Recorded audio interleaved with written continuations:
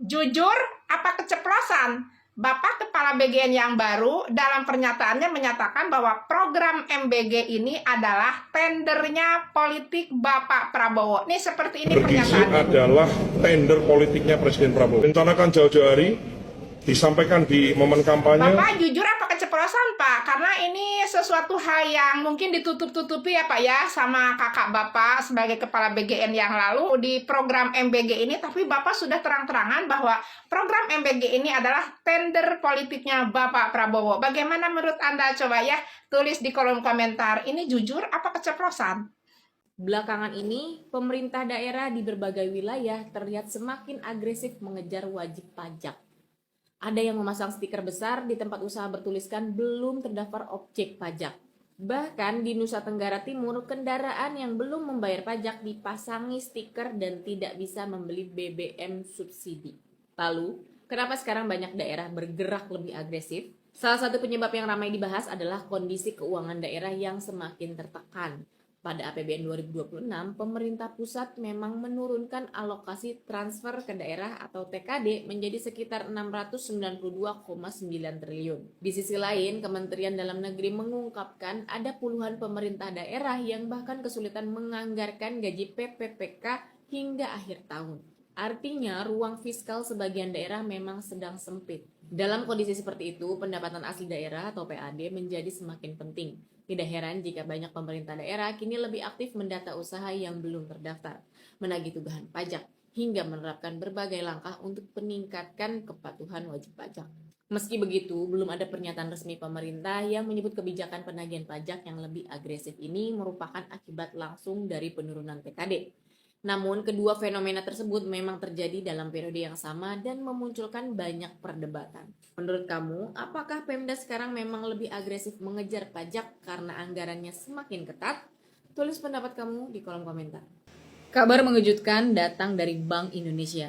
Peri Warjio resmi mengundurkan diri dari jabatan Gubernur BI. Ada apa sebenarnya? Menteri Sekretaris Negara Prasetyo Hadi mengungkapkan bahwa Presiden Prabowo Subianto telah menerima surat pengunduran dari Peri Warjio. Dalam konversi pers Senin 27 Juli 2026, Prasetyo mengatakan surat tersebut resmi diterima pemerintah pada hari sebelumnya. Lalu, siapa yang akan memimpin Bank Indonesia?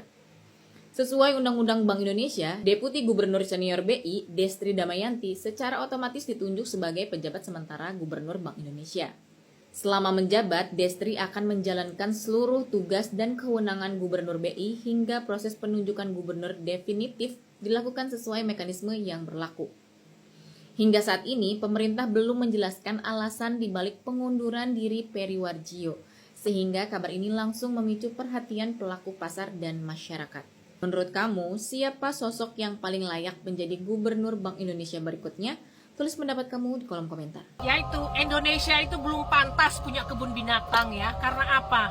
Karena makanan manusia aja dikorupsi ya. Jangankan makanan manusia, makanan hewan pun dikorupsi ya. Jadi kebun binatang itu cuma tempat dipertontonkan penderitaan para hewan-hewan di situ ya.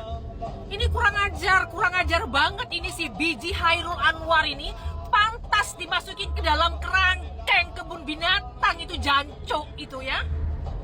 Bangsa tenan kowe. Prabowo lagi-lagi jadi sorotan panas setelah menyebut jurnalis sebagai Londo Ireng. Dan Aliansi Jurnalis Independen atau AJI langsung bereaksi keras. Sekjen AJI, Bayu Wardana, menilai ucapan itu bukan cuma tidak pantas, tapi juga merendahkan profesi jurnalis yang bekerja mencari fakta untuk publik.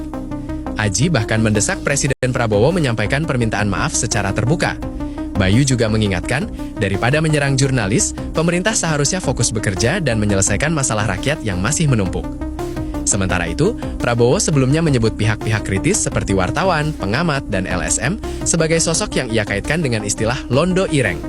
Pernyataan ini pun memicu gelombang kritik karena dianggap berpotensi menekan kebebasan pers. Di tengah demokrasi, pertanyaannya simpel, kritik dianggap ancaman atau justru bagian dari kontrol publik? Ada orang-orang Indonesia yang senang mengabdi dan berbakti kepada bangsa lain. Itu yang dulu kita sebut Londo Ireng. Ya, yang ikut Belanda perang lawan kita. Londo-londo Ireng ini sampai sekarang masih ada. Hanya dia sekarang pakai baju lain kan. Wartawan, jurnalis, apa itu, pengamat. Gibran akhirnya ditempatkan lagi pada posisi yang sebenarnya setelah pada tanggal 20 yang lalu dalam sidang paripurna kabinet, Gibran dikudeta dengan menempatkan posisinya sejajar dengan Menko Perekonomian. Dan ini sangat memalukan. Ini bukan hanya sekedar tidak lazim, tetapi ini pasti punya pesan politik yang kuat. Kita semua sudah bisa membacanya. Respon masyarakat begitu masif. Dan daripada Prabowo mengklarifikasi dengan jumpa pers, maka posisi daripada Gibran itu dikembalikan lagi. Ini tindakan tanpa kata-kata, tapi berbicara secara kuat dalam kesan masyarakat. Dan ini saya kira merupakan peringatan juga bagi kekuatan yang mencoba-coba untuk menggoyang Gibran. Menggoyang Gibran sama dengan menggoyang pendukung Pak Jokowi. Ingat, banyak rakyat memilih Prabowo jadi presiden gara-gara didukung oleh Pak Jokowi. Seandainya tidak, Pak Prabowo tidak mungkin berada pada kursi nomor 1 RI 1. Oke? Nah, jadi dengan peristiwa kemarin pada pelantikan kepala BGN, di mana Gibran kembali lagi duduk dan atau pada posisi bersama-sama sejajar dengan Presiden Prabowo, itu sudah tepat. Dan jangan sampai fenomena ini terulang kembali. Karena kalau bisa saja kemarin itu bisa salah persepsi atau kesalahan teknis, tetapi kalau terjadi kembali, pesannya makin kuat dan makin mengkristal untuk tidak memberikan dukungan kepada posisi politik Pak Prabowo, apalagi beliau sebagai presiden. Karena itu pesan terpenting bagi Pak Prabowo, daripada menyingkirkan Gibran, singkirkan kekuatan-kekuatan koruptor di Indonesia yang semakin masif. Apa yang terjadi di Kejaksaan kemarin dengan kasus Febri itu sudah merupakan tamparan yang sangat keras kepada muka Prabowo yang mengatakan selama ini akan memberantas korupsi, tapi penanganannya itu justru ambigu. Bagaimana mungkin polisi sudah menangani tapi kemudian diserahkan kepada kejaksaan? Ada kepentingan apa?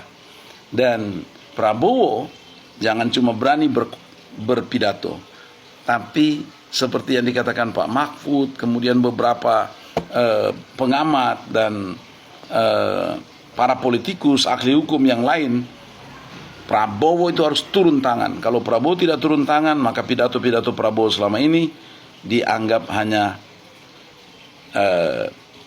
pidato kosong. Karena itu Prabowo, bertindaklah.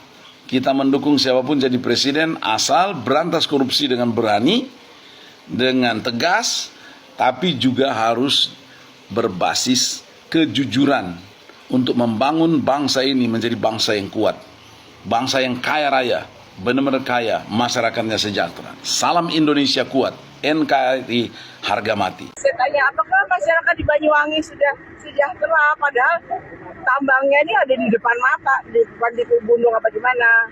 Katanya belum, ya. Nah, ini kenapa bisa begitu? Padahal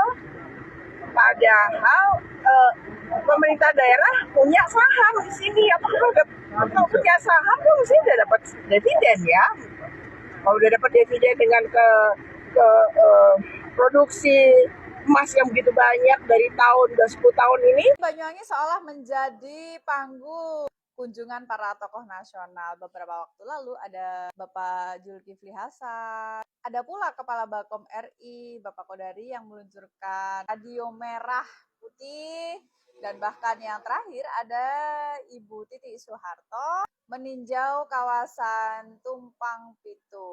Nah, saya tanya, apakah masyarakat di Banyuwangi sudah sejahtera? Padahal tambangnya ini ada di depan mata, di depan di Gunung apa di mana?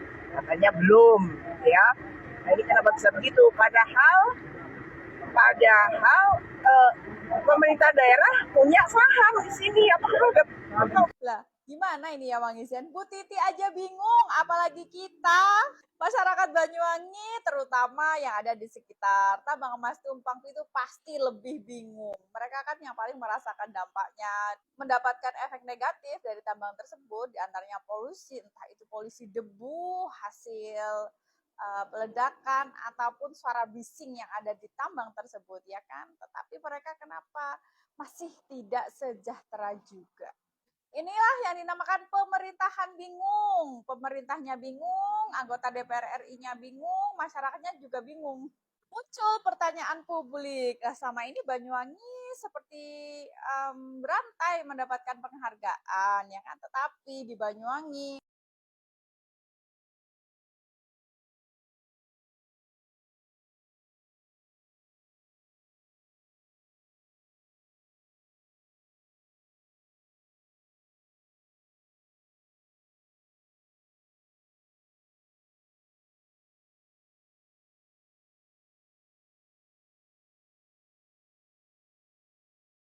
pelayanan publik pun masih dikeluhkan. Tentu wajar jika kemudian publik bertanya, sebenarnya indikator penilaian penghargaan yang diraih Banyuwangi ini dari mana penilaiannya? Apakah betul rumor yang menyampaikan bahwa penghargaan tersebut hasil beli hanya untuk sebuah citra Banyuwangi di kancah nasional? Sawang Sinawang, penghargaan seharusnya menjadi cerminan keberhasilan yang nyata, bukan hanya sebagai simbol prestis belaka. Karena itu, masyarakat Banyuwangi seharusnya lebih diutamakan untuk disejahterakan. Karena apabila masyarakat sudah betul-betul merasa sejahtera, hidup di Banyuwangi tidak susah, mereka punya pendapatan yang layak, tidak di bawah gaji UMR, mereka pasti akan menyampaikan bahwa kotaku Banyuwangi adalah kota yang makmur dan sejahtera. Terima kasih, saya Desnin Kori SE. Ditunggu komentarnya ya Wangi Z di bawah.